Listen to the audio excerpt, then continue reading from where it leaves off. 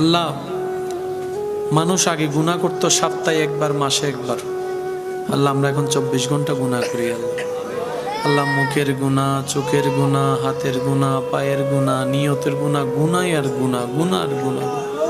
আল্লাহ গো, তুমি যদি আমাদেরকে মাফ না করো আল্লাহ, আমাদের অবস্থা ঠিক থাকবে না, অস্তিত্ব থাকবে না। আল্লাহ আল্লাহ, আমরা জানি, আমরা মানি, ক্ষমা পাওয়ার যোগ্যতা আমাদের কারো কাছে নেই। আল্লাহ আল্লাহ, আমরা যখন আমাদের দিকে তাকাই, ক্ষমা পাওয়ার কোনো আশাই আমাদের থাকে না, কিন্তু যখন তোমার রহমান নামের দিকে তাকাই আমাদের মনটা বড় হয়ে যায়। আল্লাহ আল্লাহ, যখন তোমার রহিম নামের দিকে তাকায় আমাদের আল্লাহ সাহস বেড়ে যায়, শক্তি বেড়ে যায়। আল্লাহ আল্লাহ, আমাদের দিকে তাকিও না, তোমার রহমান নামের সদকায়, রহিম নামের সদকায় আল্লাহ দয়া করে সবার গুনাহ তুমি মাফ করে দাও।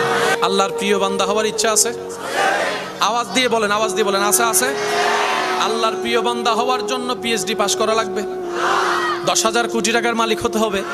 আল্লাহর প্রিয় বান্দা হয়ে কবরে যাওয়ার জন্য রেঞ্জ রোভার লাগবে, ল্যান্ড ক্রুইজার লাগবে, রিক্সা লাগবে, সাইকেল লাগবে, পালসার লাগবে, সুন্দর কাপড় লাগবে, ফাটা গেঞ্জি লাগবে, কিচ্ছু লাগবে না, শুধু সুন্দর একটা মন লাগবে, নিয়তে পরিষ্কার লাগবে, যেটা অলরেডি আগে থেকে রব্বুল আলামিন সবাইকে দান করে দিয়েছেন।